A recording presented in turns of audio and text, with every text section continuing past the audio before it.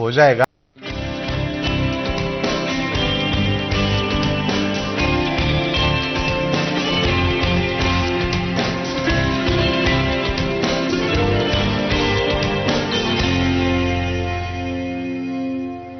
अस्सलाम वालेकुम नाज़रीन, एक इख्तियार चखती सुबह के साथ मैं हूं आपका मेज़बान हन्नान बुखारी। नाज़रीन, दुआ करते हैं कि आज की सुबह आपके लिए ढेरों ढेर खुशियां लेके आपकी चौखट पे आपका इंतजार करिए। इसी दुआ के साथ आज के प्रोग्राम को आगे बढ़ाते हैं। नाज़रीन, आपको पता है कि शहर फैसलाबाद का मौसम जो है वो काफ़ी हद तक गर्म हो चुका है। इस गर्मी के मौसम में शहरी जो है वो निढाल होते हुए दिखाई दे रहे हैं। ख़ासतौर पर वो शहरी जो कि मोटरबाइक्स के ऊपर सफ़र करते हैं काफ़ी परेशान दिखाई देते हैं। लू जो है बाकायदा तौर पर दोपहर को अब चलती है और इसकी वजह से शहरियों के चेहरे जो हैं वो एक किस्म के झुलस जाते हैं। और कोशिश किया करें कि जब भी बाइक के ऊपर सफ़र करें ना, या तो हेलमेट का इस्तेमाल करें या सफ़ेद साफ़ा जो है उसे अपने चेहरे और गर्दन के इर्द गिर्द लपेट लिया करें। और अगर लंबे सफ़र पे जाना हो, सजेशन ये है, अगर आप मुनासिब समझें, हल्का सा उसे भिगो लिया करें और नीम जो ठंडा पानी होता है उसके अंदर भिगो लिया करें, ताकि जब आप चेहरे के गिर्द उसे लपेटें तो आपको ठंडक का एहसास हो। और बहुत सारे लोग ऐसे भी होते हैं ना कि जिनको ज़्यादा गर्मी की वजह से सन स्ट्रोक या हीट स्ट्रोक जो है उसका सामना करना पड़ता है। तो जितना सन एक्सपोजर से आप बच सकें बचें। तकरीबन 2 से 3 माह ये गर्मी के मौसम जुलाई और अगस्त अगर गुजर जाता है, मेरा ख्याल है फिर से मौसम जो है वो बेहतरी की तरफ आ। तो इसलिए कोशिश करें कि ज़्यादा से ज़्यादा पानी पिए, अपने आप को हाइड्रेट रखें। लेकिन आज और आइंदा 24 घंटों के लिए वेदर कैसा रहेगा देखेंगे टुडेज वेदर में।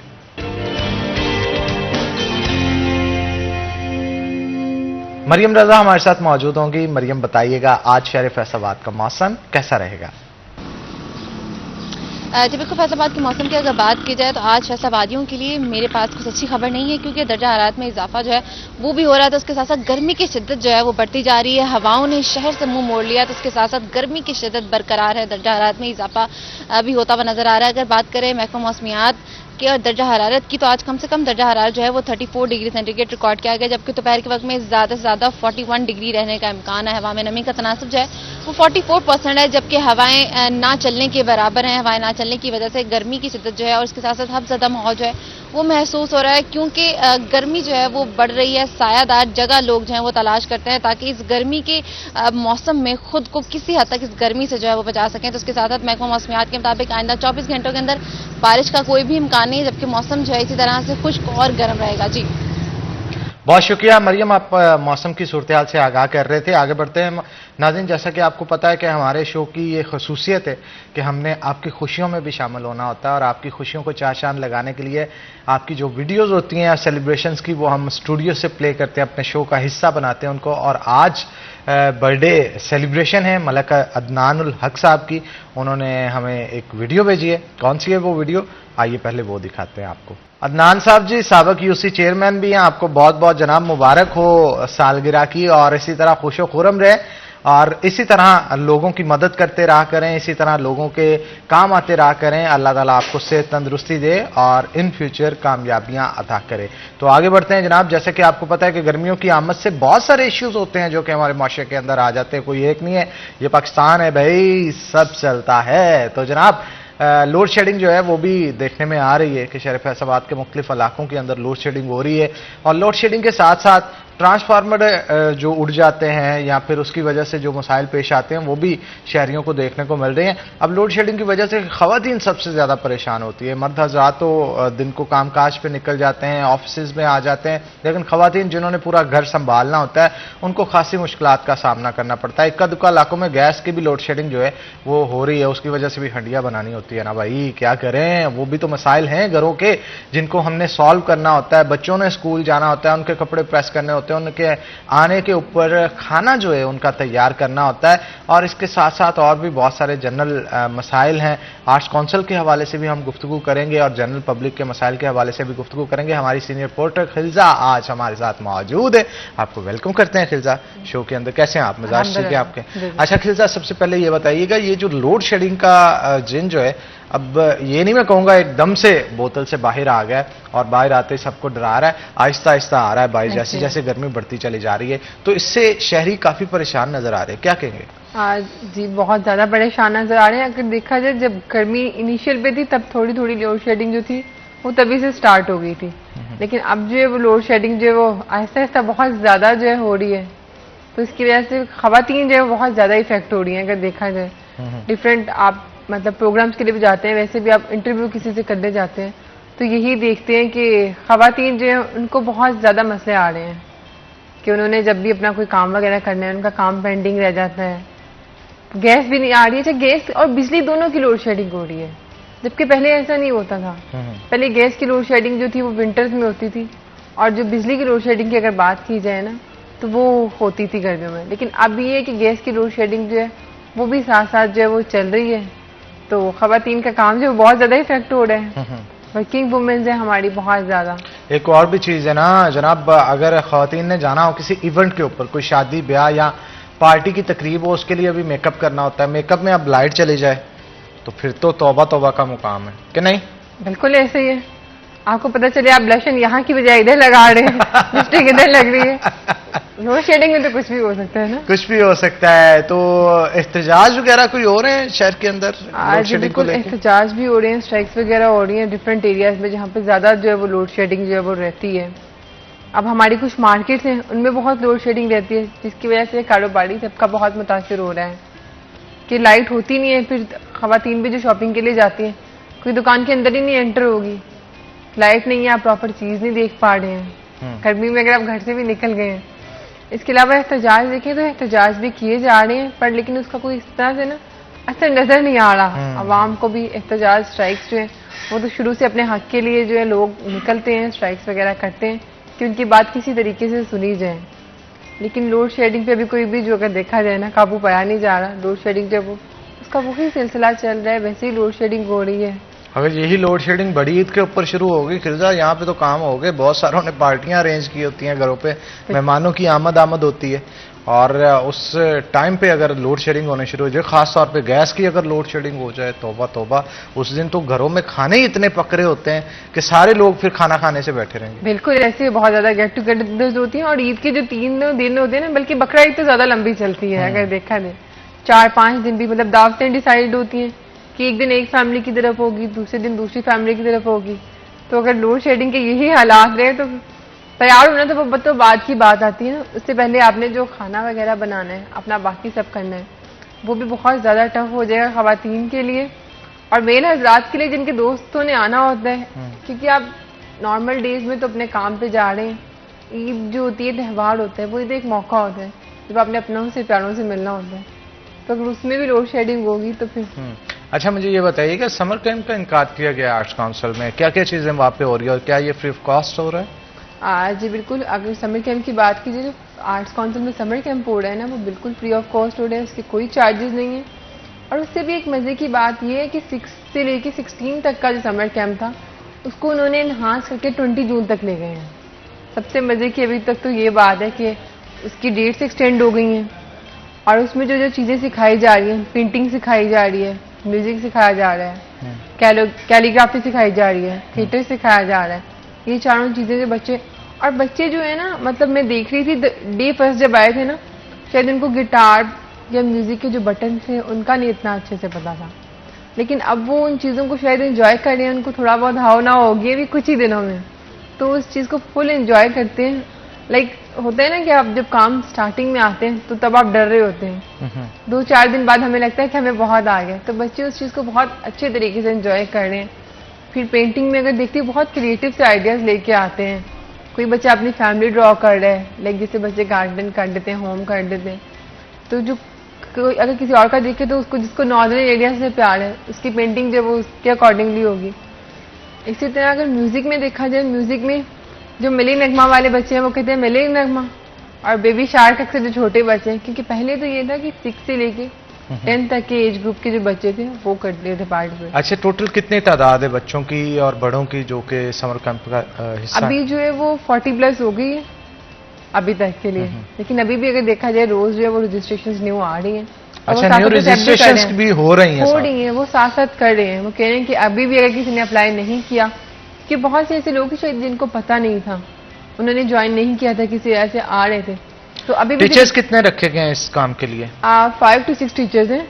लाइक हर जो डिपार्टमेंट उसको एक बंदा तो लीड कर रहा है, लेकिन उसके अलावा अगर देखिए आर्ट्स काउंसिल का जो अपना स्टाफ है वो भी साथ में बहुत ज़्यादा कोलैबोरेट कर रहा है, वो भी उसको साथ साथ चेक कर रहा है और देख रहे हैं, इंटरेक्ट। मेरा ख्याल है ये हेल्दी एक्टिविटीज़ हैं, क्योंकि जब बच्चों को छुट्टियां स्कूलों से हो जाती हैं, कोकुलर एक्टिविटीज़ के लिए वो काफ़ी एक्टिव हो जाते हैं, तो बच्चों को बिजी रखने के लिए, क्योंकि कहता है ना कि खाली जहन जो है वो शैतान का घर होता है, तो इसलिए कोशिश करें कि बच्चों को जो है वो कुछ ना कुछ इन दिनों के अंदर सिखाएं, उनको फ्री ना रखें, क्योंकि फ्री रहेंगे तो सोशल मीडिया का यूज़ करेंगे। सोशल मीडिया के ऊपर बहुत सारी चीज़ें फिर ऐसी भी होती हैं जो कि बच्चों की पहुंच से दूर होना चाहिए, और अगर आप बाय हैंड कहीं पे उनको फिजिकली एंगेज रखते हैं तो मेरा ख्याल है इससे बेहतर एक्टिविटी हो ही नहीं सकती। हाँ बिल्कुल ठीक कह रहे हैं। और मुझे एक बहुत अच्छी चीज़ ये लगी, अगर इन्होंने एक तरफ पेंटिंग की है और कैलीग्राफी की ना, लाइक बच्चे राइटिंग तो थ्रू आउट ईयर कर रहे होते हैं, तो समर कैंप में ये बहुत अच्छी चीज़ है कि म्यूजिक और थिएटर को रख दिया है, वो बच्चों के लिए एक सोर्स ऑफ एंटरटेनमेंट, और बच्चे उसको बहुत इंजॉय करते हैं अपनी पसंद का। जैसे बोलते हैं ना, जैसे बच्चे डिफरेंट सॉन्ग सुनते हैं, पोएम्स वगैरह, जैसे पहले भी मैंने बोला था, तो वो अपनी पसंद से बोल देते हैं अपने टीचर को कि आप हमारे लिए जो ये चीज़ जो है वो प्ले कर दें, या हमें ये वाली जो ट्यून है वो सिखा दें। और जो अगर टीचर्स की बात की जाए ना, तो वो भी, जैसे म्यूजिक मुझे लगता था अपने लिए कि शायद टफ है, इसको सीखने में ज़्यादा टाइम लगेगा, लेकिन टीचर जो है उनका भी ये कहना है कि इंशाल्लाह कोशिश होगी कि बच्चों को मिनिमम भी 2-3 ट्यून्स जो है वो अच्छे से पूरी सिखा दी जाए, ताकि इनको यहाँ पर आने का फ़ायदा हो। क्योंकि हम लोग देखते हैं कि समर कैंप में क्या होता है, बच्चे जो है ऑफ हुआ, घूमने चले गए, तो इस सब चीज़ों से बोर हो जाते हैं। पहले इनका ये प्लान था, स्केड्यूल था कि हम लोग जो सैटरडेज और संडेज जो थे हैं ना, वो भी ऑन रखेंगे, लेकिन अब उन्होंने ये भी बच्चों के लिए रिलीफ के लिए कर दिया है कि सैटरडे और संडे जो है वो ऑफ कर देंगे, ताकि बच्चे जो इजीली अपना वीकेंड भी एंजॉय करें और समर कैंप से भी बोर ना हो। बिल्कुल ठीक कहा आपने। तो दूसरी जानब अगर देखा जाए तो आपको नहीं लगता कि बच्चों की इंगेजमेंट कम है? 40 बच्चे पूरे 1.5 करोड़ की आबादी में से, ये तादाद कम है। हाँ जी, अब तादाद तो कम है, लेकिन मुझे लगता है शायद बहुत से लोगों को पता नहीं है, या फिर वो ये आ जाता है ना कि हम लोग जब तक किसी चीज़ के लिए पे नहीं करते हैं तो हम लोगों को लगता है पता नहीं ये चीज़ कैसी होगी। तो फ्री ऑफ कॉस्ट मैं तो कहूँगी, जिस किसी को मौका मिल रहा है, देख रहा है, उसको चाहिए कि जल्दी से जल्दी वहाँ पे जाए, रजिस्ट्रेशन कराए, क्योंकि हम लोग घर में रह के, आप समर कैंप में इन सब चीज़ों में भी बच्चे बहुत ज़्यादा जो है ना वो बोर हो जाते हैं, तो उनके लिए एक्स्ट्रा इस टाइप की एक्टिविटी होनी चाहिए। ना ही सिर्फ ही वो सीखते हैं, उनका आप अपने स्कूल का एनवायरनमेंट, जो घर का एनवायरनमेंट होता है ना, उसके अलावा जब आप और नए लोगों से मिलते हैं तो बच्चों का जो विजन होता है ना, वो भी, आजकल के जो वैसे भी बच्चे हैं वो भी इतने ज़्यादा क्वेश्चंस करते हैं, तो अक्सर टीचर्स जो होते हैं उनके क्वेश्चन पे सोच रहे होते हैं बच्चों के क्वेश्चन। अब जैसे ब्रशेज जो हैं वो डिफरेंट रखे हुए हैं उन्होंने कि 0.8 mm का, 1 mm का, उसके अकॉर्डिंगली, तो उनको उसके यूज़ का पता चलता है। लेकिन स्कूल्स में हम लोग मोस्टली देखते हैं इतना डेप्थ में नहीं कराया जाता, एक आध जो ब्रश है या 2 ब्रश मैक्सिमम ले लेते हैं। तो यहाँ पे हर चीज़ जो कीनली जिस तरह से सिखाई जा रही है ना, तो क्योंकि आप एक चीज़ को, जब स्कूल का जो है स्टडीज़ का भी बर्डन है, उन्होंने अपने एकेडमिक्स को भी देखना है, बाकी चीज़ों को भी देखना है, तो समर कैंप में मुझे लगता है बहुत अच्छी अपॉर्चुनिटी है, क्योंकि आपकी राइटिंग पे इतना फोकस नहीं हो जाता, उसके लिए आपकी कैलीग्राफी है, फिर थिएटर में बच्चों से डिफरेंट एक्ट करवाए जाते हैं, और बहुत से ऐसे बच्चे होते हैं पहले स्टेज पे खड़े नहीं हो पा रहे होते। अच्छा, थिएटर से मुझे याद आया, गुज़श्ता रोज़ एसी सिटी ने जो है वो नोटिस जारी किए हैं, और कुछ जो खातून एक्ट्रेस हैं उनको भी बैन किया गया, और इसके साथ साथ नोटिस भी सबीना थिएटर को भी जारी किए गए हैं, मेरा ख्याल है। इस हवाले से क्या कहेंगे? मयारी कॉमेडी के लिए जो स्टेप्स लिए जा रहे हैं ज़िले इंतजामिया की तरफ से, काबिल तारीफ है। मुझे लगता है कि होने चाहिए ऐसे स्टेप। अगर हम लोग थिएटर दिखा रहे हैं, अगर थिएटर का प्रीवियसली बात की जाती थी ना, जैसे गाँव वगैरह थे, जब अब थिएटर तो एक हमारी बहुत एडवांस फॉर्म में आ गए हैं ना, तो उनका एक वीक डे होता था, जब हॉलीडे होती थी, संडे होता था, वो वहाँ पे सब लोग इकट्ठे होते थे, स्टार्टिंग में स्टोरी टेलिंग होती थी, उसके बाद थिएटर स्टार्ट हो गया, तो लोग जो थे वो उसको बहुत इंजॉय करते थे ना। तो अब थिएटर एक एडवांस फॉर्म है, ये एक ऐसी जगह है जहाँ फैमिलीज जाएं, डायरेक्ट जो है हमारे एक्टर्स जो है, हमारे लोग हैं, उनसे इंटरेक्ट करें और बहुत कुछ सीख सकें। तो फिर ऐसी जो चीज़ें हैं उनको रोकना चाहिए, ताकि हमारी फैमिली के लिए एक अच्छी जगह हो जहाँ पे वो बैठ के आराम से डायरेक्टली इंटरेक्ट से कुछ बहुत अच्छे लेसन्स भी होते हैं। लेकिन अगर देखा जाए वल्गैरिटी या इन चीज़ों की तरफ अगर जा रहा है तो इसको रोकना चाहिए।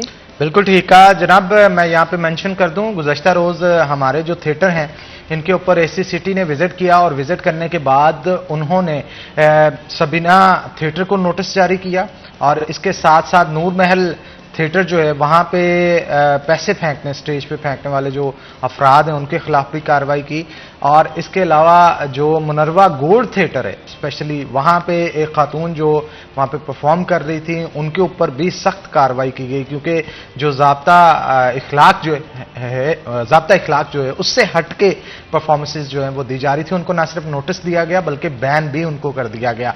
तो एसी सिटी जो जुबैर साहब हैं, आप जनाब बहुत ज़बरदस्त काम कर रहे हैं, क्योंकि विजन जो है कुछ इस तरह से सेट होना चाहिए हमारे शहर का कि एक आम फैमिली भी थिएटर के अंदर, ये खेल होता है ना, एक ड्रामा होता है, तो ड्रामा को देखने के लिए फैमिलीज का इन्वॉल्व होना जरूरी होता है। लेकिन आज आप जब थिएटर के अंदर जाते हैं तो आपको वहां पे एक भी फैमिली देखने को नहीं मिलती। तो अगर हमने अपने थिएटर्स को बेहतर बनाना है तो इसी तरह की कार्रवाई जो है वो करते रहना चाहिए। और इसके साथ साथ जो पार्किंग इन्होंने थिएटर्स के बाहर लगाई हुई थी उसके खिलाफ भी कार्रवाई की गई है। गैर कानूनी तौर पे जो है वो पैसे रिचार्ज किए जा रहे थे और बहुत सारे, किसी से 150 लिया जा रहा था, किसी से 200 लिया जा रहा था, उस पर भी एसी सिटी ने कार्रवाई करते हुए मियां जुबैर ने, उन्होंने ना सिर्फ उनको पकड़ा बल्कि कानूनी कार्रवाई भी उनके खिलाफ जो है वो अमल में लाई। तो मेरा ख्याल है हमारे थिएटर्स को जो है मियारी कॉमेडी के लिए तैयार करने की जरूरत है ताकि फैमिलीज का रुझान जो है वो बिल्कुल ठीक कह रहे हैं, क्योंकि अब हमारे ये कि मूवीज वगैरह तो बच्चे भी सभी देखते हैं, हर बंदा जो अपने फोन पे, अपने लैपटॉप्स पे, इन चीजों पे बहुत ज्यादा आ गया है। या सिनेमा हॉल में आपका उससे ये आप देख रहे हैं ना, एक स्क्रीन पे जो चीज बन के आ गई है, उसकी बजाय अगर आप डायरेक्ट इंटरेक्शन देखते हैं उसमें आप ज्यादा इंजॉय करते हैं, क्योंकि आपके सामने डायरेक्ट जो आपके एक्टर्स होंगे, आपके वही सेलिब्रिटीज जो ऑन पहले रिकॉर्डेड होते हैं, वो आप उनके अंदर जब आपके सामने होंगे, एक अच्छा व्यू होगा, एक अच्छा डेकोरेट हम बच्चों के लिए शो करेंगे, उसमें एक अच्छा मैसेज होगा। इन सब चीजों को अगर रोका जाएगा, मतलब जो हो रही थी जिसको बैन लगाया गया ऑलरेडी वल्गैरिटी वगैरह को, क्योंकि रिहर्सल जब हो रही थी ना मुनर्वा थिएटर के अंदर, तो इस चीज की गारंटी कैसर पिया और नसीम विकी ने एसी सिटी जुबैर साहब को दी थी और उनका ड्रामा अच्छा भी चला। उन्होंने खुद बैठ के वहाँ पे एसी सिटी ने, डायरेक्टर आर्ट काउंसिल भी जाहिद इकबाल भी थे वहाँ पे साथ, उन्होंने ऑब्जर्व किया और जो जो कमियां कुताइयां थी पहला शो देखने के बाद उन्हें बताया भी कि इसको दूर किया जाए। लेकिन जैसे ही बाहर गए, फिर जो साथ वाले थिएटर थे उनके अंदर जो मामला शुरू हुए उसके ऊपर फिर इन्होंने, क्योंकि अपने नुमाइंदे भी छोड़े होते हैं, वीडियोस बना के जो है वो इनको सेंड की जा रही होती हैं, कुछ लोग भी इन्होंने छोड़े होते हैं, फिर उसके मुताबिक जो है वो कार्रवाई की गई। तो मुझे ये बताइएगा कि कॉमेडी जो है हमारे शहर की बड़ी ज़बरदस्त है, सेंस ऑफ ह्यूमर में फैसलाबादियों को बहुत आगे समझा जाता है, इसके ऊपर आप क्या कहेंगी? ये दुनिया भर के अंदर मशहूर है इस चीज पे। हाँ जी, अगर देखा जाए फैसलाबाद की कॉमेडी क्या, फैसलाबाद के आपको जाना ही जुगतों के नाम से जाता है। ना सिर्फ मैं कहती हूँ पाकिस्तान में, पाकिस्तान से अगर बाहर पूरे वर्ल्ड में देखे ना तो फैसलाबाद ही तो उसको कहते हैं, अच्छा इसको जुगते आते होंगी, ये तो बहुत मजाक करता होगा, ये तो बहुत शुगली होगा। मतलब फैसलाबादियों की मैं कहती हूँ पहचान ही बजाय इसके कि आप इस तरह के एक्ट्स करें या चीजें करें, आप डायरेक्टली भी बहुत सारी क्रिएटिव चीजें दिखा सकते हैं। मैंने अभी खुद भी कुछ शोज देखे थे, जैसे डेंगू का बहुत मजे का उन्होंने किया था कि डेंगू वायरस को कैसे किल करना है। जैसे हमारे डिफरेंट जैसे लोड शेडिंग आ रही है, गैस की हो रही है, इलेक्ट्रिसिटी की हो रही है, थिएटर एक डिफरेंट, इसको भी हम कॉमेडी में कन्वर्ट कर सकते हैं ना। बहुत मजे के हमारे ऑलरेडी पाकिस्तान में देखें तो बहुत अच्छे प्रोग्राम जो ऑलरेडी चल भी रहे हैं, हमारे मजाकरात हैं, खबरदार। तो हम लोग एक वही चीज़ जो है अगर उसको क्रिएटिव कंटेंट को अगर एक कॉमेडी में एक अच्छे तरीके से लेके आते हैं कि हमारी जो ऑडियंस देख रही है उस तक मैसेज पहुंचे भी। और हमारा देखे ना, हमारे इतना बड़ा 41 का नाम है सज्जाद जानी साहब, जानी, और all over the world he is very famous, और जहां पे भी उनके सेंस ऑफ ह्यूमर की बात की जाती है, उनके शो की बात की जाती है, तो मेरा ख्याल है सज्जाद जानी साहब काफी लोगों से ऊपर जो है उनका तो अगर देखें, उनका तो कोई कॉम्पिटिशन, मतलब उनके साथ मैं कहती हूँ कि कम्पीट ही नहीं कर सकता। मतलब उनका तो कमाल है, वो रोड साइड पे भी करते रहे हैं, उनकी जुगते हैं, उनका शो अभी भी मैं कर, सेंस ऑफ ह्यूमर उनका बहुत अच्छा है। इस पे मजीद गुफ्तगू करेंगे, लेकिन एक छोटी सी ब्रेक के बाद ब्रेक लेंगे, ब्रेक के बाद दोबारा हाजिर होते हैं। आपने कहीं नहीं जाना, हमारे साथ है ना।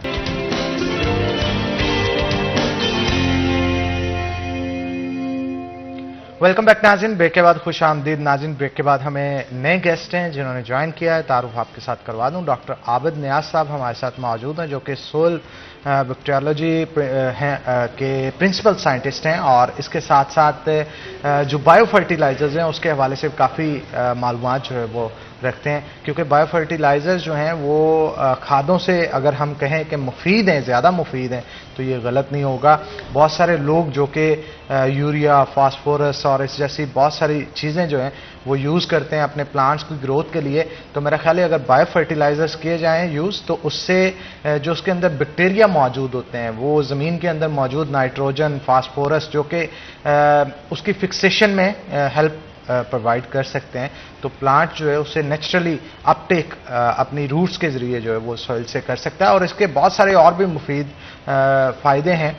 यही नहीं बल्कि इसके साथ साथ कीमत के लिहाज से भी अगर बात की जाए तो मेरा ख्याल है मार्केट के अंदर मौजूद बहुत सारी जो अद्वियात हैं उनसे काफ़ी सस्ता है, और सस्ता होने के साथ साथ ज़्यादा इफेक्टिव भी है। तो क्यों नहीं इसको इस्तेमाल किया जाता, वजूहात क्या हैं, और आखिरकार लोग जो अगर देखा जाए ज़्यादातर किसान भाई जो हैं वो अद्वियात की तरफ ही क्यों भागते हैं, इन तमाम तर चीज़ों के हवाले से गुफ्तगू बारी बारी करेंगे। डॉक्टर आबद नियाज़ साहब मौजूद हैं, उनकी तरफ चलते हैं। अस्सलाम वालेकुम जी, कैसे हैं आप जनाब, मजाज ठीक है आपके?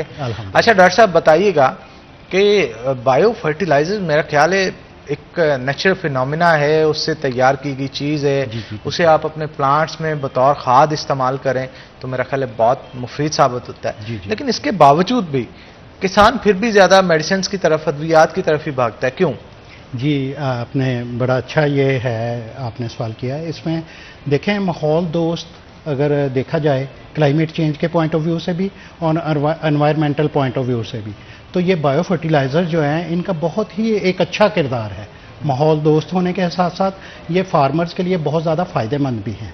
ये देखें हवा में मौजूद बैक्टीरिया जो हैं, कुछ बैक्टीरिया हमारे लिए बहुत ज़्यादा मुफीद होते हैं। वो प्लांट्स की रूट्स में नोड्यूल्स बना देते हैं, और उन नोड्यूल्स में हवा में जो मौजूद नाइट्रोजन होती है वो 78% है। अब वो 78% नाइट्रोजन को अगर हम इस्तेमाल में ना लाएं तो वो हमारे लिए नुकसान का बायस बनती है। और अगर हम वही बैक्टीरिया को यूज़ करके वो नोड्यूल्स में हवा से नाइट्रोजन फिक्स कर देते हैं, और वो बैक्टीरिया जो हैं वो हमारे लिए इंतहाई मुफीद इस सूरत में हैं कि कुछ क्रॉप्स के अंदर वो नोड्यूल्स बनती हैं, जैसे लेग्यूमिनस क्रॉप्स है, फलीदार अजनास जितनी भी हैं उनके अंदर वो नोड्यूल्स बनती हैं और वहाँ पे नाइट्रोजन फिक्स हो जाती है, और वो जो हवा में मौजूद नाइट्रोजन है वो हमारी ज़मीन का हिस्सा बना देते हैं वो बैक्टीरिया। तो इसलिए वो हमारे लिए बहुत ज़्यादा मुफीद बैक्टीरिया साबित होते हैं। इसी तरह कुछ बैक्टीरिया ऐसे भी हैं जो कि हवा में नाइट्रोजन को फिक्स करते हैं, और कुछ ज़मीन के अंदर जो फिक्स हुई फास्फोरस होती है उसको सोलबलाइज कर देते हैं। हमारे प्रॉब्लम ये है कि हमारे फास्फोरस की बहुत ज़्यादा डेफिशिएंसी है, हमारी ज़मीनों में फास्फोरस की बहुत कमी है, और उस कमी की बहुत सारी वजूहात के साथ ये है कि हमारी ज़मीन का पीएच लेवल बहुत हाई है, और पीएच लेवल हाई होने के साथ साथ कैल्शियम कार्बोनेट का कंटेंट बहुत ज़्यादा हाई है। ये दोनों फैक्टर्स जो हैं ये फास्फोरस की फिक्सेशन में प्रॉब्लम पैदा करते हैं। हाई क्यों है ये? हमारी ज़मीनें देखें, हमारी ज़मीनें एलुवियल साइल हैं। एलुवियल साइल ऐसी ज़मीनों को कहते हैं जो पानी के साथ बह के, मैदानी इलाकों में वो पानी के साथ बह के उनके ज़रात वो तय बतय उनकी तहें बन जाती हैं, और फिर वो मैदानी इलाकों की सूरत में बदल जाती हैं। तो एलुवियल साइल होने की वजह से जहाँ से वो ज़मीन के ज़रात बह के आते हैं वो पहाड़ देखा जाता है कि वो कौन सी उसमें रॉक्स कौन सी हैं। तो उन पहाड़ों के अंदर कैल्शियम कार्बोनेट का कंटेंट, जो कैल्शियम वाली मिनरल्स हैं वो बहुत ज़्यादा है। तो इस वजह से हमारी ज़मीनों की कैल्शियम कार्बोनेट का कंटेंट बहुत हाई है, और उसके साथ साथ पीएच लेवल हाई है। अब जब ये दोनों फैक्टर्स मिलते हैं तो ये प्रॉब्लम पैदा करते हैं फास्फोरस की फिक्सेशन में। अब देखें इतनी महंगी खाद फास्फोरस की 11-12 हज़ार रुपया डीएपी का रेट है, और इससे भी दूसरी फर्टिलाइज़र जो फास्फेटिक हैं वो महंगी पड़ती हैं। तो हर साल ज़मींदार अपनी ज़मीनों में हर फसल को डालता है, लेकिन उसमें से बहुत कम प्लांट्स को अवेलेबल होती है और ज़्यादातर फिक्स हो जाती है। अब हम जो हमारा डिपार्टमेंट है वो इसके ऊपर काफ़ी काम कर रहा है, और फास्फोरस सोलबलाइजिंग बैक्टीरिया अगर हमारी ज़मीनों में चले जाएं और वो बायो फर्टिलाइज़र के साथ अगर हम उनको शामिल कर दें तो हमें बहुत ज़्यादा फ़ायदे होगा। ये होगा कि हमारी ज़मीनों की जो फसल की पैदावार है वो बढ़ जाएगी, और फास्फोरस हमें कम अप्लाई करनी पड़ेगी, और जो हम अप्लाई करते हैं उसकी एफिशिएंसी भी बहुत ज़्यादा बढ़ जाती है। बिल्कुल ठीक कहा आपने। मुझे ये बताइएगा कि जो अद्वियात इस्तेमाल करते हैं या खादे नेचुरल फास्फोरस नहीं होता है जो कि प्रोड्यूस किया गया होता है वो इस्तेमाल करते हैं, वो सॉइल के लिए कितना बेनिफिशियली होता है? क्योंकि अगर बायो फर्टिलाइजर्स यूज़ करें तो मेरा ख्याल है ज़मीन जरखेज़ी बढ़ती है जी, अगर वो इस्तेमाल करें तो वो अगली फसल के लिए थोड़ा बिल्कुल नुकसान है। बिल्कुल बिल्कुल आपने बहुत अच्छा ये पॉइंट आउट किया है। देखें जो सस्टेनेबिलिटी एक सब्जेक्ट है, सस्टेनेबिलिटी माहौल दोस्त होने के साथ साथ आइंदा आने वाली नस्लों के लिए हम अपनी ज़मीन की पैदावारी सलाहियत को बढ़ा दें और वो प्रोडक्टिव रखें, उसको फर्टाइल रखें देर पास रात के लिए। तो ये बायो फर्टिलाइजर्स का रोल ये है कि अगर हम बायो फर्टिलाइजर्स अप्लाई करेंगे तो ये एक तो माहौल दोस्त है और दूसरा सस्टेनेबल बेसिस के ऊपर आगे तक नस्लों तक ये ज़मीन की पैदावारी सलाहियत कायम रहती है। जबकि जो आपने फर्टिलाइजर्स की बात की है, फर्टिलाइजर्स एक तो माहौल दोस्त नहीं होते। माहौल दोस्त इस सूरत में कि नाइट्रोजन अगर हम ज़्यादा अप्लाई कर दें तो नाइट्रेट की लीचिंग का लॉसेस हो जाता है और वो अंडरग्राउंड पानी में नाइट्रेट अगर ज़्यादा हो जाए तो एक बीमारी बच्चों को, ख़ासतौर पे शीरख्वार बच्चों को, मेथिमोग्लोबिनीमिया, ब्लू बेबी सिंड्रोम भी उसको बोलते हैं। तो बच्चों की ऑक्सीजन जो जिस्म की है वो एकदम से ख़त्म हो जाती है अगर नाइट्रेट ज़्यादा अगर यूज़ कर ली जाए तो उनका कलर जो है ना ब्लू होना शुरू हो जाता है। तो ये एक नाइट्रोजन ज़्यादा वाला पानी, अगर नाइट्रेट वाला हम पानी इस्तेमाल कर लें WHO के स्टैंडर्ड्स के मुताबिक उसका 50 मिलीग्राम पर लीटर जो उसकी कंसंट्रेशन है, मैक्सिमम एडमिजिबल कंसंट्रेशन, तो अगर इससे बढ़ जाएगा तो देन वो टॉक्सिक हो जाएगा। तो उससे बचाने के लिए हम खादों का कम इस्तेमाल करें और उन खादों की अफादियत को बढ़ाएं जो हम अप्लाई करते हैं, उनका फ़ायदा पूरा उठाएं और उसके लिए बायो फर्टिलाइजर्स का बहुत ज़्यादा रोल है। हमने बायो फर्टिलाइजर्स पे काफ़ी डिस्कशन की डॉक्टर साहब, लेकिन आम फहम अल्फाज में लोगों को समझाने के लिए ये बायो फर्टिलाइजर्स होते क्या हैं और बनते कैसे हैं? देखें, एक चीज़ है नामियाती मादा, ऑर्गेनिक मैटर। अब जितनी भी गली सड़ी रूढ़ी की खाद होती है इसको हम ज़मीन में डाल दें तो ये ऑर्गेनिक मैटर स्टेटस को एनहांस करती है। और कुछ ख़ास तौर पे बैक्टीरिया होते हैं, प्लांट ग्रोथ प्रमोटिंग राइजोबैक्टीरिया जो है ये, और कुछ जो हमारे लिए माहौल दोस्त बैक्टीरिया होते हैं, phosphorus solubilizing bacteria, zinc solubilizing bacteria, nitrogen fixing bacteria. ये बैक्टीरिया जब हमारे इन ऑर्गेनिक मैटर के साथ मिल जाते हैं तो ये हमारे बायो फर्टिलाइजर्स का रूप इख्तियार कर लेते हैं। इस पर मजीद गुफ्तगू करेंगे ज़रा डिटेल में छोटी सी ब्रेक के बाद। ब्रेक लेंगे, ब्रेक के बाद दोबारा हाजिर होते हैं। आपने कहीं नहीं जाना, हमारे साथ है ना।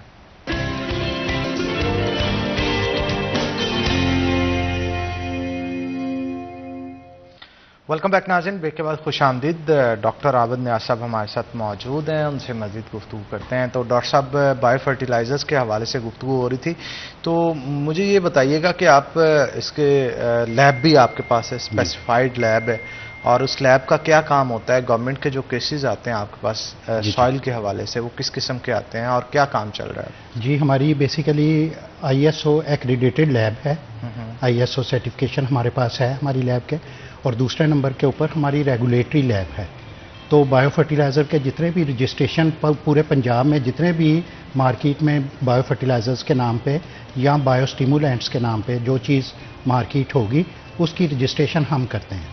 तो उसका एनालिसिस हमारे पास आता है, और इसके साथ साथ फर्टिलाइज़र कंट्रोल ऑर्डर जो FCO है 1973 का, उसके तहत हमारा रेगुलेटरी वर्क भी है और उसकी क्वालिटी टेस्टिंग हम करते हैं कि कोई जाली चीज़ या कोई फेक फर्टिलाइज़र जो है वो मार्केट में ना बिके। और उसके जितने भी सैंपल हमारे पास आते हैं वो अनफिट होते हैं या फिट होते हैं तो उनकी सर्टिफिकेशन हम करते हैं। तो ये तो हमारा रोल है।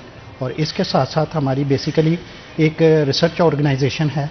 हम तकरीबन 17-18 हमारे एक्सपेरिमेंट रबी और 17-18 खरीफ सीज़न में, 2 सीज़न हैं, उनमें मुख्तलिफ़ फसलों के ऊपर हम एक्सपेरिमेंट्स भी करते हैं। और अपने फार्मर्स के लिए हम ये फ़ायदा पैदा करते हैं कि हम एक प्रोडक्ट बनाते हैं बायो फर्टिलाइज़र, या उसको जरासीमी टीका भी कहते हैं और इंग्लिश में उसको इनाकुलम कह लें। तो वो इनाकुलम का पैकेट है 500 ग्राम का, वो हम सिर्फ 50 रुपीज़ गवर्नमेंट की इंस्ट्रक्शंस के ऊपर कि हम अपने फार्मर्स के लिए, अपने ज़िम्मेदार भाइयों के लिए ज़्यादा से ज़्यादा फ़ायदा पहुँचाएँ उनको। और ये 50 रुपीज़ कोई कास्ट नहीं है। 200 रुपये का अगर 4 पैकेट लें, और हम रिकमेंड करते हैं कि 1 एकड़ के लिए आप 4 पैकेट अप्लाई करें, तो उससे बैक्टीरिया की अच्छी खासी मिकदार जो है वो हम अपने खेत में पहुंचा देते हैं। और वो बैक्टीरिया फिर मल्टीप्लाई करते हैं, और वो जैसे जैसे मल्टीप्लाई करेंगे वही स्ट्रेन्स, वही बैक्टीरिया की जो इन वैराइटीज़ हैं, स्ट्रेन्स हैं, वो मल्टीप्लाई होती हैं। और वो और ज़्यादा फ़ायदेमंद होती हैं फार्मर्स को। तो वो अपने फार्मर्स जो हैं वो अपने किसान जो खेत में वो बैक्टीरिया लेके जाते हैं और उसके साथ साथ हवा से वो नाइट्रोजन बैक्टीरिया लेके उनकी ज़मीन में फिक्स कर देते हैं। तो ये उनके लिए बहुत ज़्यादा फ़ायदा होता है। बिल्कुल ठीक कहा आपने। और कुछ पैकेट्स भी आप तैयार करते हैं, उन पैकेट्स के हवाले से बताइएगा, वो क्या सिस्टम है? जी, बेसिकली हमारा जो 500 ग्राम का एक पैकेट है, इनोकुलम उसको बोलते हैं, वो बैक्टीरियल स्ट्रेन्स होती हैं। अब इसके ऊपर हम जो रिसर्च कर रहे हैं ये दो चीज़ों के ऊपर हम कर रहे हैं। एक तो जो नाइट्रोजन फिक्सिंग बैक्टीरिया हैं वो क्रॉप स्पेसिफिक है, जैसे कि मूंग है, माश है, पल्सेस की और दालें, चिकपी वगैरह है। इसी तरह जंतर है, फिर बरसीम है। इन चीज़ों के लिए हम जरासीमी टीका बनाते हैं और बैक्टीरियल स्ट्रेन जो इस्तेमाल करते हैं वो उस जरासीमी टीके का हिस्सा होती हैं। और इसके साथ साथ हम दूसरी फसलों के लिए भी, अब सारी फसलों को हमने कवर कर लिया है, गंदम के लिए भी, राइस के लिए, मेज़, कॉटन, बाकी सारी फसलों के लिए भी हम वो बनाते हैं। सोयाबीन का अब हमारे पास एक ख़ास ट्रेन है, सोयाबीन के ऊपर भी हम काम कर रहे हैं। और इसके साथ साथ एक और चीज़ जो एडिशनल है वो ये है कि हम फास्फोरस सॉल्युबलाइजिंग बैक्टीरिया जो कि पाकिस्तानी ज़मीनों के अंदर वो मौजूद रहे और हाई टेम्परेचर को भी बर्दाश्त कर सके, उसके ऊपर भी हम काम कर रहे हैं। तो ये हमने फिर क्या किया है, हम पहले इनका अलग-अलग पैकेट बनाते थे। अब हमने कहा है कि क्योंकि हमारी ज़मीनों में सारी में फास्फोरस की कमी भी है और नाइट्रोजन की कमी भी है, तो हमने कंसोर्शिया ऑफ माइक्रोब्स, एक ही पैकेट में हमने फास्फोरस सॉल्युबलाइजिंग बैक्टीरिया और नाइट्रोजन फिक्सिंग बैक्टीरिया उसी पैकेट में हमने मिला के डाल दिए हैं, ताकि फार्मर्स को फास्फोरस सॉल्युबलाइजिंग बैक्टीरिया भी मिल जाए एक ही पैकेट से और उनके नाइट्रोजन फिक्सेशन का प्रॉब्लम भी ख़त्म हो जाए, उनकी ज़मीनों में नाइट्रोजन की मिकदार भी बढ़ जाए। अच्छा, ये घर में जो प्लांटेशन करते हैं उसके लिए भी बेहतर है? जी बिल्कुल, ये बायो फर्टिलाइजर्स का एक रोल है और इसके साथ साथ बायो फर्टिलाइजर्स के साथ साथ बायोस्टिमुलेंट्स जो कि ग्रोथ हार्मोन्स हैं वो ख़ास तौर पे पीजीपीआर के ऊपर मुश्तमिल होते हैं और वो थोड़ी सी मिकदार में भी अगर ज़मीन के अंदर डाल दिया जाए और थोड़ी सी मिकदार में भी रूट्स की राइजोस्फीयर के अंदर वो चले जाएं तो वो अपना फ़ायदा देना शुरू कर देते हैं। वो हार्मोन्स रिलीज़ करते हैं प्लांट्स के अंदर और उससे ये होता है कि प्लांट्स फिर ज़मीन से खुराक भी ज़्यादा मिकदार में लेना शुरू कर देता है और बीमारियों के ख़िलाफ़ उसमें क़ुव्वत मुदाफ़त पैदा हो जाती है, उसका इम्यून सिस्टम बेहतर हो जाता है और न्यूट्रिएंट अवेलेबिलिटी और न्यूट्रिएंट अपटेक सिस्टम को बेटर करती है। तो ये घर में पौधों के लिए तो ये बहुत ज़्यादा रिकमेंडेशन हमने शुरू में घर के पौधों के लिए, किचन गार्डनिंग के लिए और जो छोटे पैमाने के ऊपर हमने लॉन्स वगैरह के अंदर, तो ये एक पैकेट हम रिकमेंड करते हैं कि वो एक पैकेट लेके 50 रुपीज़ का ओनली, तो वो अपने पैकेट को ज़मीन के अंदर मिक्स कर दें। एक चीज़ है, हम रिकमेंड करते हैं कि उसको सीड के तौर पे ट्रीट किया जाए।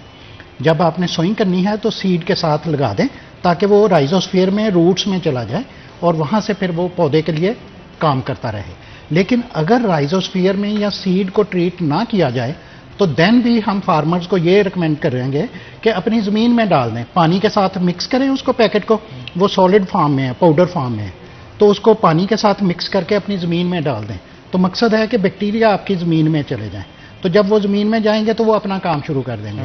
तो हम रिकमेंड करते हैं सबसे पहले किचन गार्डनिंग के लिए, दूसरे नंबर के ऊपर छोटे पैमाने के ऊपर जैसे टनल फार्मिंग है उसके ऊपर, छोटे फार्म एरियाज़ के लिए, और फिर तीसरे नंबर पे हम रिकमेंड करते हैं कि अपने बागात और सब्जियों के लिए, और चौथे नंबर के ऊपर मेजर क्रॉप्स के लिए कि पर एकड़ बेसिस के ऊपर जिसके पास 2 एकड़ हैं वो 4 पैकेट फी एकड़ के हिसाब से वो अपनी ज़मीन में डाल दें। तो जिसके पास, अब हमारे पास बहुत ज़्यादा फार्मर्स प्रोग्रेसिव भी आते हैं जिनके 200-200 एकड़ के मालिक हैं और वो कहते हैं जी हमें, फिर वो हम उनको कहते हैं कि आप हमें काइंडली पहले थोड़ा सा बता दें 2-3 दिन, ताकि हम उतने पैकेट तैयार कर लें। तो फिर वो जैसे हम बिल्टी करवा देते हैं उनके जहाँ पे वो रहते हैं, फ़र्ज़ करें बहावलपुर में है तो हम बहावलपुर में उसकी डिलीवरी दे देते हैं, वो फिर हमें पैसे जमा करवा देते हैं, तो वो हम गवर्नमेंट ट्रेजरी में जमा करवा देते हैं। तो ये इसके ऊपर काम हो रहा है। और एक चीज़ और जो बहुत ही ज़रूरी है, हमारे राइस को बर्निंग कर देते हैं, आग लगा देते हैं, तो हम इसके ऊपर भी रिसर्च कर रहे हैं। तो हमने ये एक पिछले साल की रिसर्च की बुनियाद के ऊपर मैं ये बात कर रहा हूँ कि हमने ऐसे बैक्टीरियल स्ट्रेन दरियाफ्त किए हैं कि जो उसको जल्दी गला सड़ा देते हैं।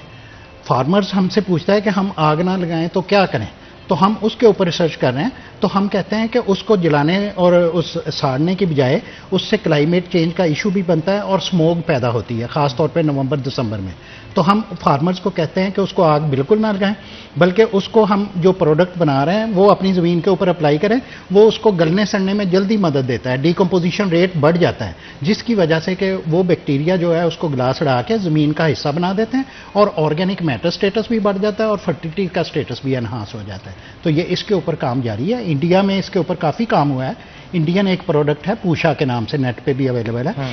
तो हमने उसके अल्टरनेट, वो हमने कहीं से बड़ी मुश्किल से लेके अपने उसको टेस्ट किया ज़मीन के ऊपर, तो उसकी बुनियाद पे इतने ज़्यादा अच्छे रिजल्ट नहीं, जो हमारी अपनी प्रोडक्ट थी उसके रिजल्ट्स बहुत ज़्यादा अच्छे हैं। कुछ तो ये उसका वजह हो सकती है कि वो लोकल क्लाइमेट में जो बैक्टीरियल स्ट्रेन्स है वो ज़्यादा सर्वाइवल रेट उनका ज़्यादा हाई है, तो हाई टेम्परेचर को भी बर्दाश्त कर सकती हैं और लो टेम्परेचर को भी, क्योंकि जब राइस के हम अप्लाई करते हैं नवंबर और दिसंबर में तो नाइट टाइम टेम्परेचर लो हो जाता है, तो कुछ बैक्टीरियल स्ट्रेन जो है लो टेम्परेचर को नहीं बर्दाश्त कर सकते और वो मर जाते हैं। तो हम जो कर रहे हैं, टेस्ट कर रहे हैं, उसके ऊपर रेट ऑफ डिकम्पोजिशन बहुत तेज़ी से बढ़ता है और तकरीबन 15 से लेके 20 दिन तक, 19 से 20 तक ज़्यादा बेहतर रिजल्ट्स आए हैं। 19 से 20 दिन के अंदर उसने ग्लास सड़ा दिया और ये टाइम जहाँ पे वो 1 मंथ लगता था या 40 डेज लगते थे, उसको हम कम करके आधे पे ले आए हैं।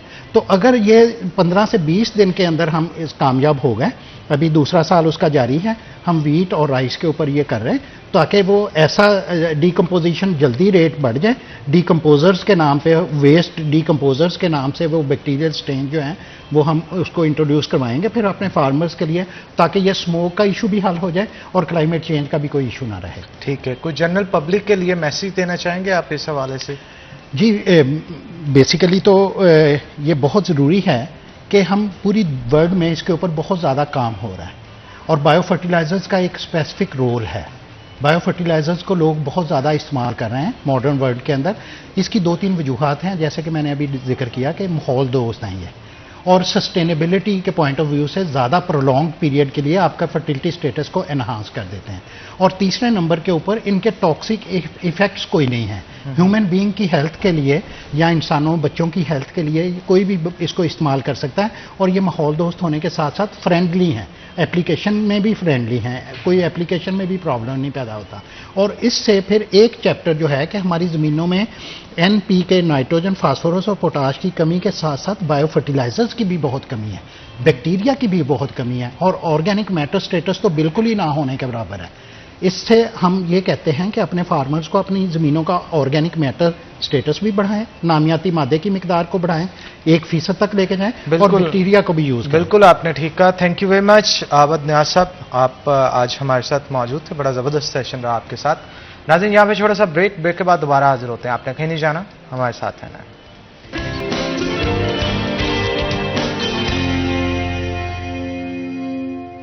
वेलकम बैक नाज़रीन, ब्रेक के बाद खुश आमदीद। नाज़रीन, जैसा कि आपको पता है कि सेकंड हाफ हमारा स्टार्ट हो चुका है और सेकंड हाफ के अंदर सबसे पहले हमारी कोशिश होती है कि जनरल पब्लिक को जो रेट्स हैं जो मार्केट कमेटी की तरफ से दिए जाते हैं, चाहे वो सब्जियों के हों, फ्रूट्स के हों, गोश्त के हों, वो तमाम तरह आपको ना सिर्फ बताए जाते हैं बल्कि गुज़श्ता रोज़ के साथ उसका कंपैरिजन भी किया जाता है। रेट्स आज क्या होंगे, मार्केट कमेटी का इस हवाले से क्या कहना है, देखेंगे आज के भाव में।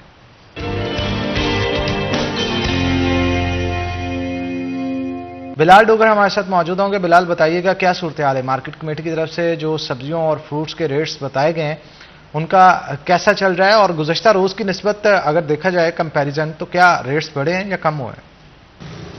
अच्छा, बिल्कुल। आज बरोज़ मार्केट कमेटी की जानिब से मंगल की रेट लिस्ट जो जारी कर दी गई है। मार्केट कमेटी की रेट लिस्ट के मुताबिक ब्रायलर मुर्गी के गोश्त की ऊंची उड़ान 35 रुपये किलो फी किलो महंगा हुआ है।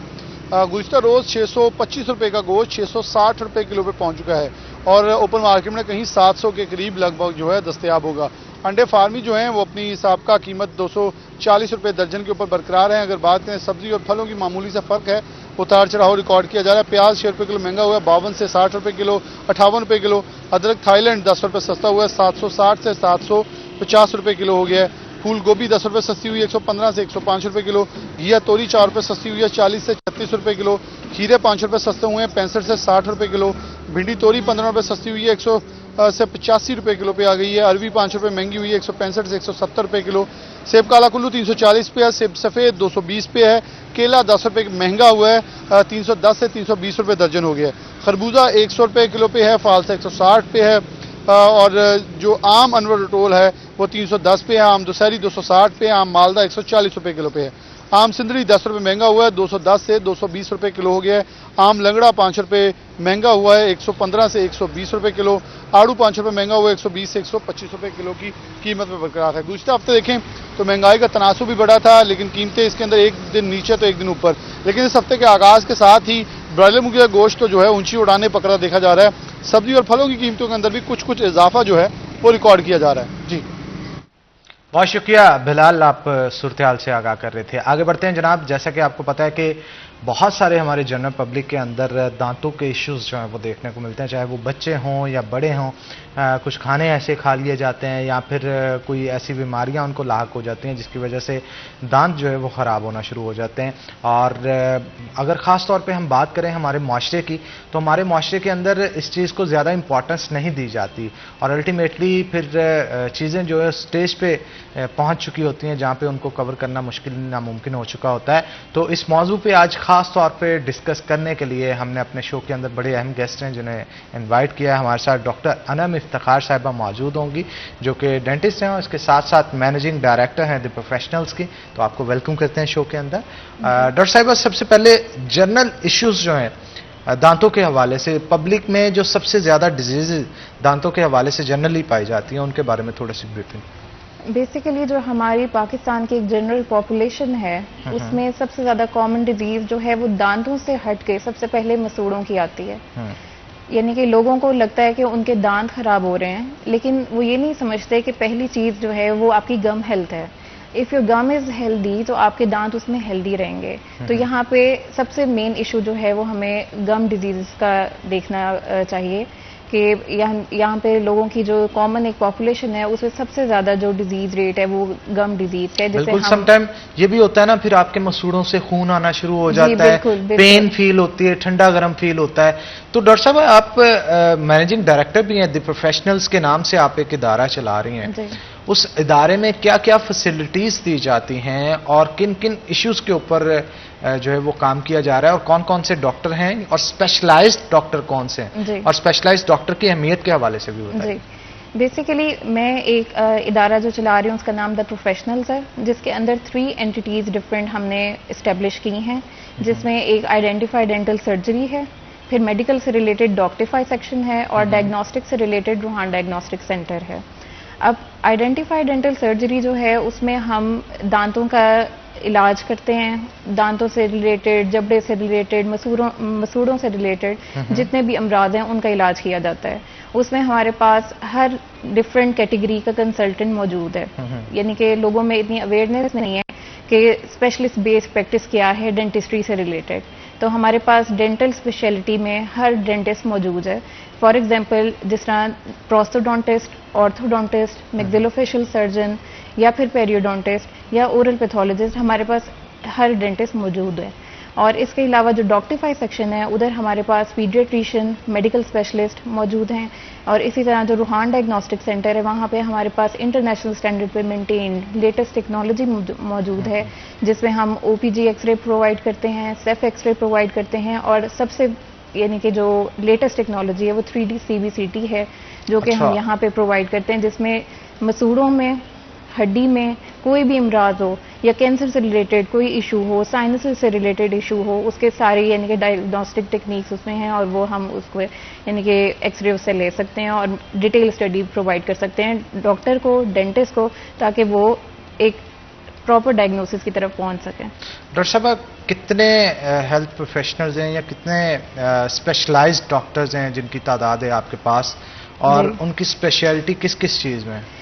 बेसिकली हमारे पास डेंटल सर्जन हैं, यानी कि जो एक जनरल फैमिली डेंटिस्ट होते हैं। फिर उसके बाद हमारे पास प्रोस्थोडोंटिस्ट हैं, हमारे पास ऑर्थोडोंटिस्ट हैं जो ब्रेसेस का इलाज करते हैं, प्रोस्थोडोंटिस्ट जो दांत जो गिर जाते हैं या हमने रिहेबिलिटेट करना होता है माउथ को, उसके लिए समटाइम एक्सीडेंट के जरिए जी, जो जी जी जो प्रोसेसेस लगती हैं बेसिकली वो हमारे पास स्पेशलिस्ट मौजूद हैं। इसके अलावा हमारे पास मैक्सिलोफेशियल सर्जन, जिस तरह कोई एक्सीडेंट हो जाए या कोई भी इंजरी ऐसी हो जाए जिसमें आपके जबड़े में फ्रैक्चर हो गया है या किसी भी हेड एंड नेक से रिलेटेड कोई भी यानी कि फ्रैक्चर है और उसकी सर्जरी होनी है, तो वो हमारे पास स्पेशलिस्ट मौजूद हैं डेंटिस्ट्री में। ठीक है डॉक्टर साहब, मुझे ये बताइएगा, बच्चों के हवाले से पेरेंट्स बड़े कंसर्न होते हैं। बहुत सारे लोग हमें आज देख भी रहे होंगे स्क्रीन के ऊपर, चॉकलेट्स खाना, टॉफीज लेना, और दांत उनके ख़राब हो जाते हैं, फिर उनको पेन होती है, पानी भी पिए तो बड़ी सेंसिटिविटी इंक्रीज हो चुकी होती है, उनको फिर लेके घूमते फिरते रहते हैं पेरेंट्स के, यार किसी तरह ठीक करवाया जाए। आपके क्लिनिक द प्रोफेशनल्स के अंदर क्या क्या चीज़ें हैं जो प्रोवाइड की जाती हैं? बच्चों से रिलेटेड हमारे पास पीडोडोंटिस्ट भी अवेलेबल हैं, जो बच्चों में जो डेंटल की स्पेशलिटी बच्चों से रिलेटेड है उसे हम यानी कि पीडोडोंटिक्स में ठीक है शुमार करते हैं।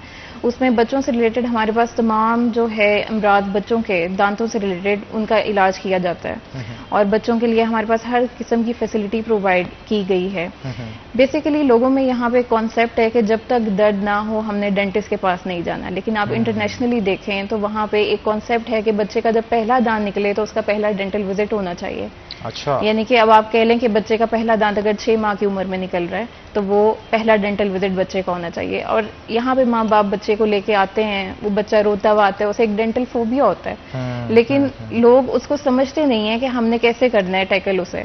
अच्छा, तो, ये कॉन्सेप्ट जो है ना हमारे मुआशरे में कि डेंटिस्ट के पास तब भी जाना है जब दांत लगाना है या निकलवाना है, जी तो ये कॉन्सेप्ट जो है वो खत्म होने की जरूरत है। इसी वजह से बच्चे भी गालबन डरते हैं कि यार डेंटिस्ट के पास लेके जा रहे हैं, वो अब कोई ऑपरेट करेगा, कोई चीज निकाल देगा। होता ये वहाँ पे घर से उन्हें बता के लाया जाता है कि आपको इंजेक्शन लगेगा, हाँ, तो अब पेन होगी। हाँ जी, तो अब जब बच्चे को पहले ही इतना डरा दिया जाए तो वो फिर वहाँ पे आके तो और ज्यादा खौफजदा होगा। तो हम वो एक एनवायरनमेंट प्रोवाइड करते हैं कि जहाँ पे हम पेरेंट्स को एजुकेशन देते हैं इस चीज पे कि आप पहले बच्चे को लाएं यहाँ पे, उसका विजिट कराएं ताकि उसे नो हाउ हो कि डेंटिस्ट है कौन, डेंटल ट्रीटमेंट क्या है, उसे हम कंफर्टेबल फील कराते हैं। हम उसका पहले विजिट में कभी भी इलाज नहीं करते ताकि उसकी एक नो हाउ डेवलप हो जाए अनटिल इमरजेंसी ना हो। तो इज दैट पॉसिबल कि बच्चों के जो दांत ग्रो जब हो रहे होते हैं जी तो टेढ़े मेढ़े हो जाते हैं, फिर ब्रेसेस भी लगवाते हैं, तो ब्रेसेस लगवाने से पहले भी कुछ स्टेज ऐसी होती है कि हम उनके दांतों को कंट्रोल करके सीधी डायरेक्शन के अंदर ग्रो करवा सकते हैं? जी बिल्कुल, उससे हम यानी कि बेसिकली डेंटिस्ट के पास आपका शुरू से जो विजिट है करने का मकसद ही यही है कि आया कि अगर कोई भी इस तरह की कंडीशन डेवलप हो रही है तो उसकी बर वक्त तशखीस हो, उसका बर वक्त इलाज किया जाए, बजाय इसके कि वो एक सीवियर कंडीशन में पहुंच जाए और फिर बाद में तार ही हमारे पास हल रह जाए। तो बेसिकली जब बच्चा शुरू से अपना हर साल एक डेंटल विजिट कर रहा होता है तो डेंटिस्ट उसका एक रिकॉर्ड मेंटेन करता है कि इस बच्चे का ये दांत इस वक्त में निकलना चाहिए। अगर वो नहीं निकल रहा तो वो उसके कॉजेज देखता है कि आया कि क्या रूट कॉज है कि क्यों नहीं निकल रहा है इसका दांत, आया कि बच्चे की सॉफ्ट डाइट है। बेसिकली आजकल जो दौर चल रहा है उसमें हम लोगों की डाइट मॉडिफिकेशन बहुत हो चुकी है। पुराने जमाने में लोग चने चबाते थे, गन्ने चूसते थे, छलियां खाते थे, इस तरह की चीजें, लेकिन आजकल बच्चे जो हैं वो शिफ्ट हो चुके हैं बर्गर्स, पिज्जाज, कैल्शियम डेफिशिएंसी बहुत ज्यादा होने की वजह से भी इशू बनता है। कैल्शियम को कैसे रिलेट करते हैं आप दांतों के साथ?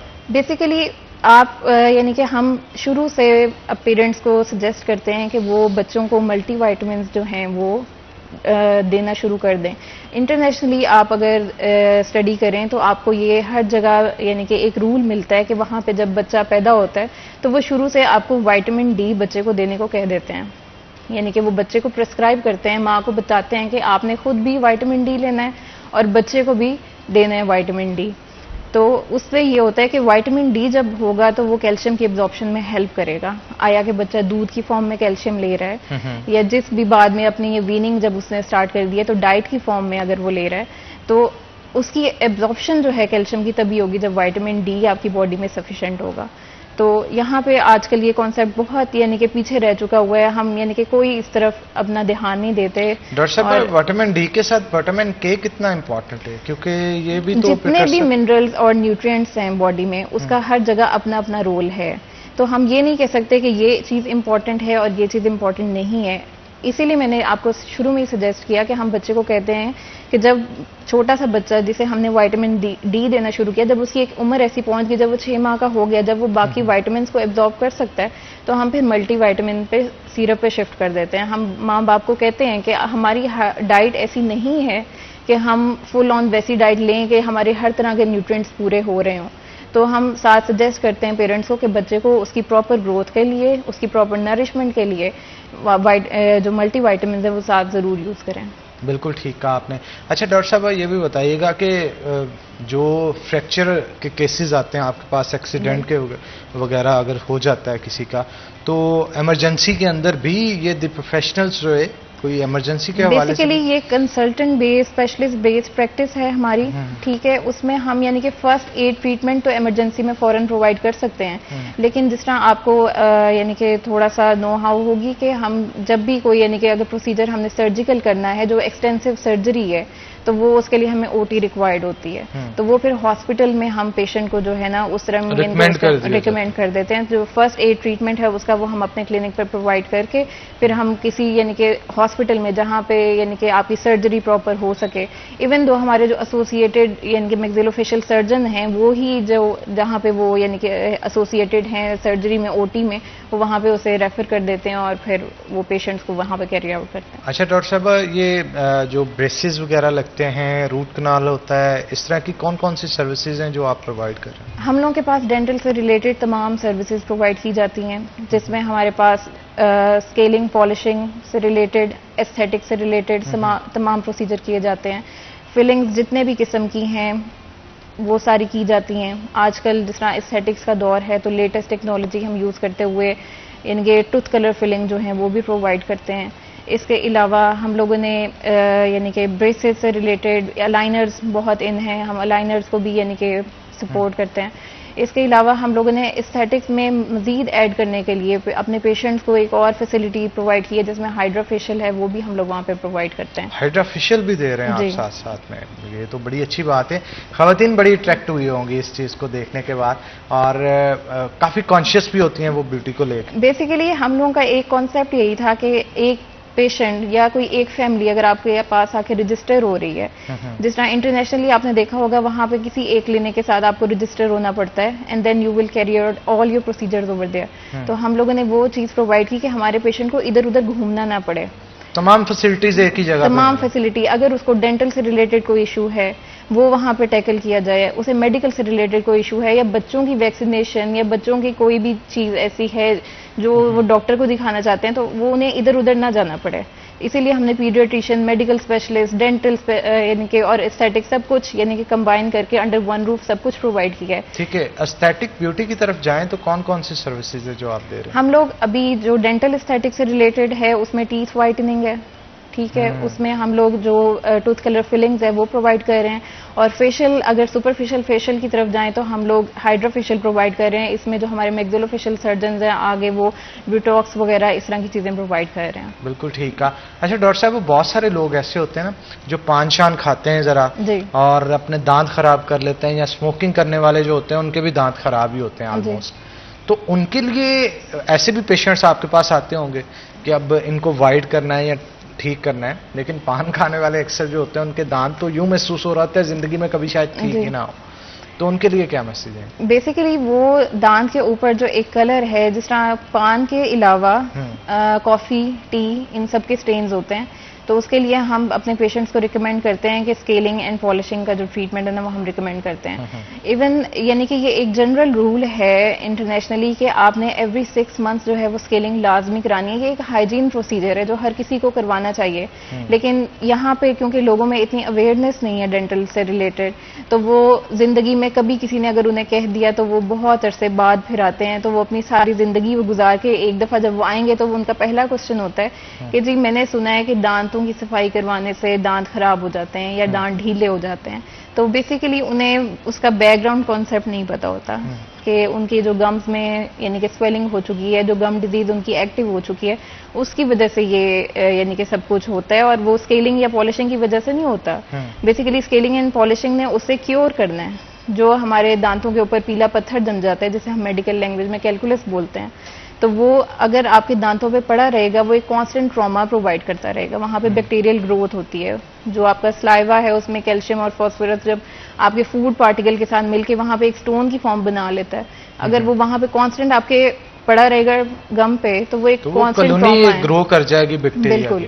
तो वहाँ पे जो गम डिजीज है वो एक्टिव हो जाती है, जिसमें पहली स्टेज जिंजिवाइटिस है, फिर एडवांस स्टेज अगर वो बोन के लेवल पे हिट कर जाए या आपके लिगामेंट्स दांत के जो हैं अगर वो वहाँ पे भी स्वेलिंग हो जाए तो उसे हम पेरिडोंटाइटिस बोलते हैं, तो जिसे हम अपनी कॉमन लैंग्वेज में यहाँ पे मांस होरे की बीमारी बोलते हैं। तो पेशेंट जो हैं वो बहुत ज़्यादा हमारे पास मांस होरे की बीमारी के साथ आते हैं जिसे हम पेरिडोंटाइटिस बोलते हैं। और वो फिर उनका ये क्वेश्चन होता है कि अगर हम ये इलाज करा लेते हैं तो हमारा जो है वो दांत ढीले तो नहीं हो जाएंगे या रफ तो नहीं हो जाएगी उनकी सरफेस।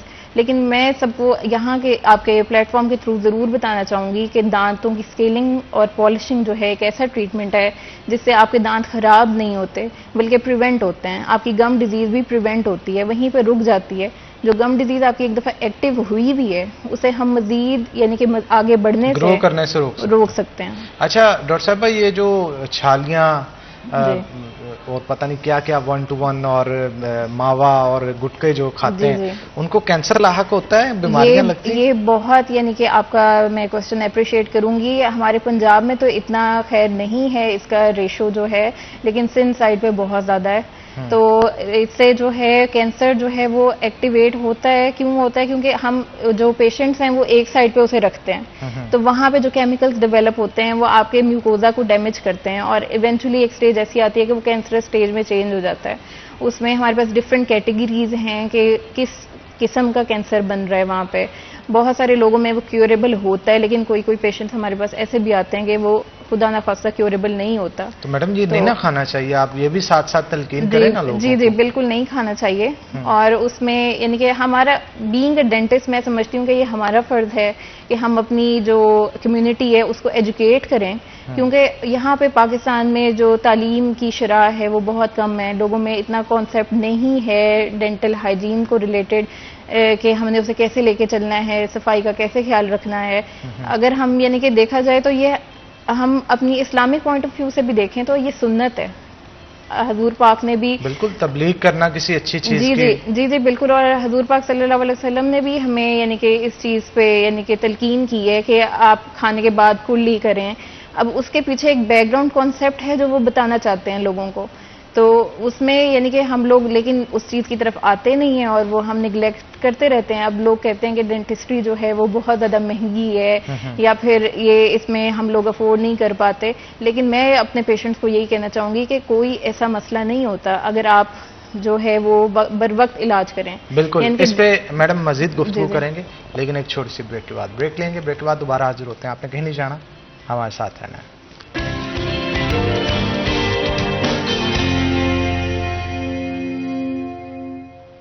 वेलकम बैक नाज़रीन, ब्रेक के बाद खुश आमदीद। डॉक्टर अनम साहिबा हमारे साथ मौजूद हैं, मजीद गुफ्तगू उनके साथ करते हैं। डॉक्टर साहिबा, कुछ चैरिटी के हवाले से भी आप काम करते हैं? मतलब ऐसे लोग जिनके पास इलाज मुआवजे के लिए पैसा नहीं है लेकिन दांत फिर भी ख़राब है, कहाँ जाएं वो? बेसिकली मैं आपको इस चीज़ पे थोड़ा सा इस चीज़ पे रोशनी डालना चाहूँगी कि हमारे जो डेंटल सेटअप है, जो हमारे द प्रोफेशनल्स है, उधर हम अपने किसी पेशेंट को आया कि वो अगर इस वजह से ट्रीटमेंट नहीं करा पा रहा, कि वो अफोर्ड नहीं कर सकता, तो हम उसे इनकार नहीं करते। हम अपने पेशेंट्स के लिए हमने एक फैसिलिटी प्रोवाइड की है कि हम हफ्ते में 2 दिन हमने ऐसे रखे हैं जिसपे हम चैरिटी में यानी कि जो है पेशेंट चैरिटेबल जो है वो पेशेंट्स हम डील करते हैं और उसमें हम उन्हें हर किस्म की डेंटल फैसिलिटी जो है वो प्रोवाइड करते हैं। तो उसमें हम उनके यानी कि फुल उनकी हाइजीन से रिलेटेड कोई इशू हो उस पर उन्हें गाइड करते हैं। उनकी फिलिंग्स वगैरह होने वाली हैं या कोई एक्सट्रैक्शंस होने वाली हैं तो उनको प्रॉपर उस पर गाइड किया जाता है, उनके ट्रीटमेंट्स किए जाते हैं।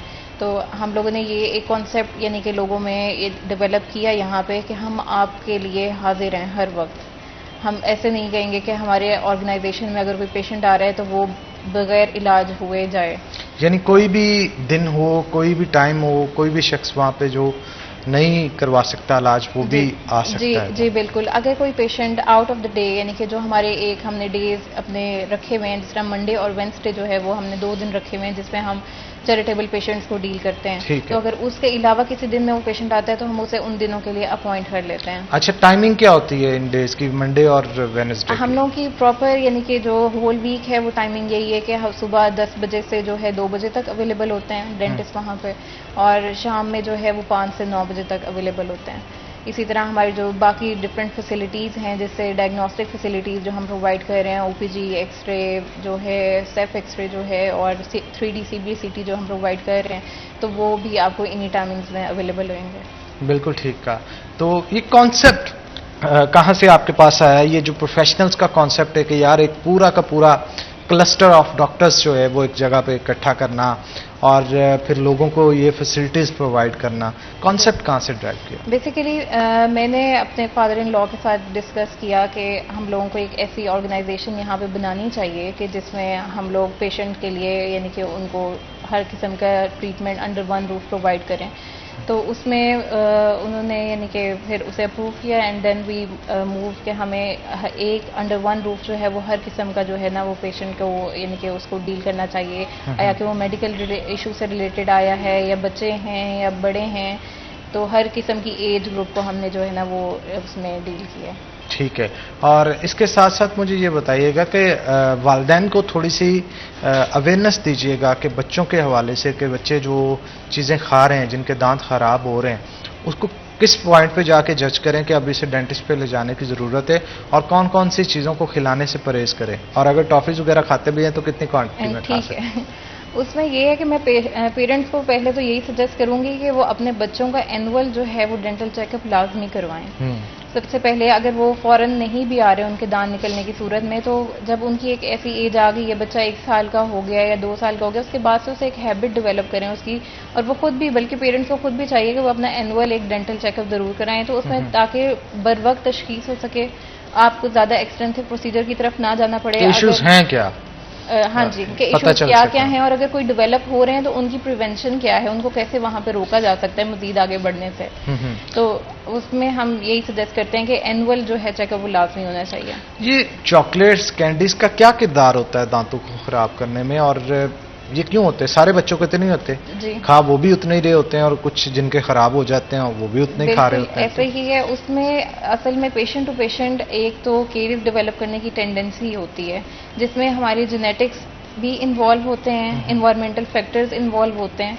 तो डिफरेंट कॉजेज हैं जो हमने उसकी देखनी होती है कि आया कि किस वजह से इस बच्चे में डेंटल केरीज ज़्यादा डेवलप हो रही हैं, आया कि कोई डेवलपमेंटल इशू है, कैल्शियम डेफिशिएंसी है, जिसकी वजह से उसकी बेसिकली दांत की तरह 3 लेयर्स हैं। तो सबसे सुपरफिशियल लेयर जो इनेमल है जिसमें कैल्शियम है, तो अगर वहाँ पे अगर वो थिन है या वो वीक है, और वहाँ पे अगर केरीज की वजह से एसिडिक इन्वायरमेंट क्रिएट हो रहा है, जिस तरह हमारे पास ये आपने पूछा चॉकलेट और टॉफ़ीज़ वगैरह जो बच्चे खाते हैं उनमें इनके केरीज बनने के चांसेस क्यों ज़्यादा हो जाते हैं, तो वो बेसिकली अगर वो उसके बाद रिंस आउट नहीं कर रहे, कुरली नहीं कर रहे, या उनका शुगर जो है वो डिपॉजिट वहीं पे है, आपकी वहाँ पे बैक्टीरियल ग्रोथ हो रही है, बैक्टीरिया जब उसमें उस इन्वायरमेंट में रहता है तो वहाँ पे एक एसिडिक इन्वायरमेंट क्रिएट करता है, जिसकी वजह से जो आपके दांत है उसकी डीमिनरलाइजेशन स्टार्ट हो जाती है सुपरफिशियल लेयर की, वहाँ से कैल्शियम निकलना शुरू हो जाता है, केरीज डेवलप हो जाती है। तो उसमें फिर हम यानी कि पेशेंट को ये रिकमेंड करते हैं, जब बच्चे हमारे पास दांतों में कीड़ा लगने की बीमारी से आते हैं जिसे हम केरीज बोलते हैं, तो हम उसमें फिर उनके फिलिंग जो है ट्रीटमेंट वो प्रोवाइड करते हैं।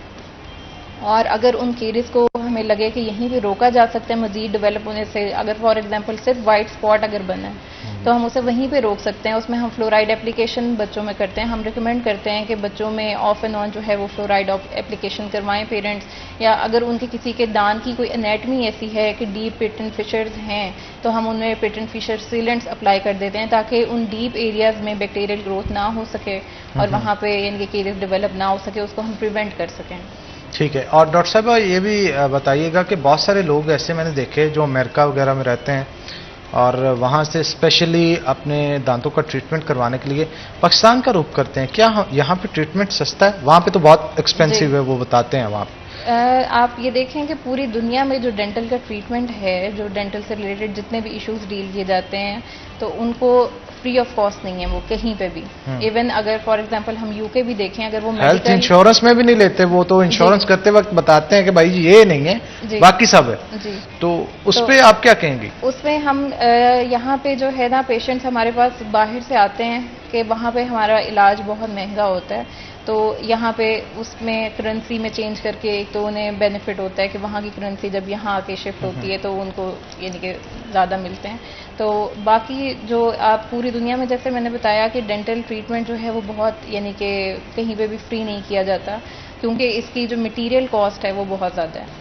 तो हम लोग यानी कि यहाँ पे अपनी पूरी कोशिश रखते हैं कि हम अपने पेशेंट को वही स्टैंडर्ड्स दें जो कि इंटरनेशनली फॉलो किए जा रहे हैं, तो हम उसमें क्वालिटी में कोई कॉम्प्रोमाइज़ नहीं करते अपने पेशेंट्स तो के मैडम लिए। अगर क्वालिटी में कंप्रोमाइज नहीं होता तो रेट्स का फर्क कहाँ पे आता है? डॉक्टर ज्यादा चार्ज करता है वहाँ पे? रेट का फ़र्क यहाँ पे आता है कि वहाँ का जो डॉक्टर है वो चार्ज ज़्यादा करता है।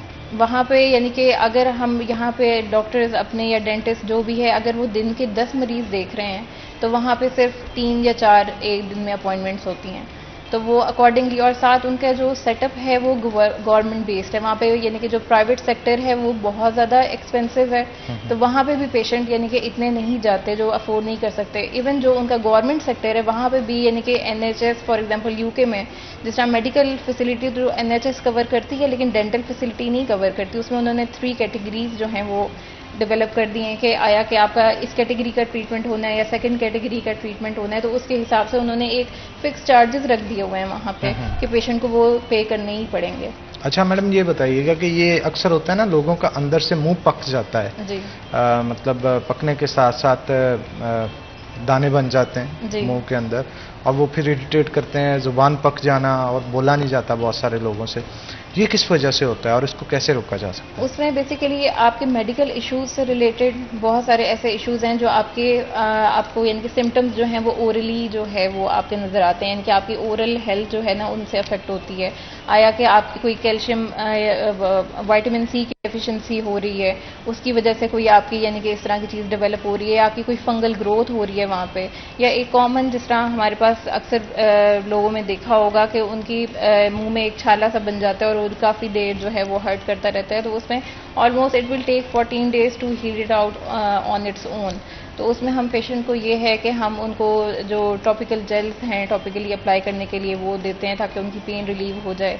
आया कि अगर कोई किसी पेशेंट में फंगल ग्रोथ हो रही है तो उसको हम यानी कि एंटी फंगल जो है वो मेडिकेशन दे देते हैं जिसमें जेल वगैरह अवेलेबल हैं मार्केट में, जो हम ऊपर लगाने के लिए अपने पेशेंट को सजेस्ट करते हैं।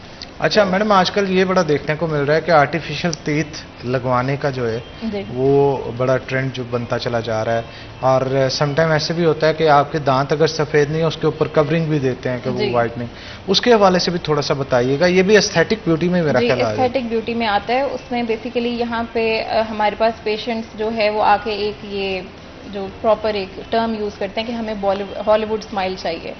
तो हॉलीवुड स्माइल जो है वो बेसिकली यही है कि आपके पूरा जो हम आर्किटेक्चर है आपके दांतों का, एक तो दांत स्ट्रेट हो, जी आड़े टेढ़े ना हो जी और सफ़ेद हो, जिससे जी। आपकी स्माइल जो है वो अच्छी जी, तो लगे। उसमें हमारे पास डिफरेंट यानी कि एस्थेटिक ट्रीटमेंट्स अवेलेबल हैं, विनेरिंग का ट्रीटमेंट अवेलेबल है, और अगर किसी को यानी कि अलाइनमेंट का इतना इशू नहीं है और सिर्फ उन्हें वाइटनिंग चाहिए तो उसमें हम टीथ वाइटनिंग का प्रोसीजर जो है ना वो अपने पेशेंट को सजेस्ट करते हैं कि आप फिर टीथ वाइटनिंग करा लें। चलें तो- जी, thank you very much madam, बड़ा Welcome. अच्छा सेशन रहा आपके साथ। तो इसी के साथ नाज़रीन आज के प्रोग्राम से अपने मेज़बान हनान बुखारी को दीजिए इजाज़त, फिर होगी मुलाकात, तब तक के लिए अल्लाह हाफिज़।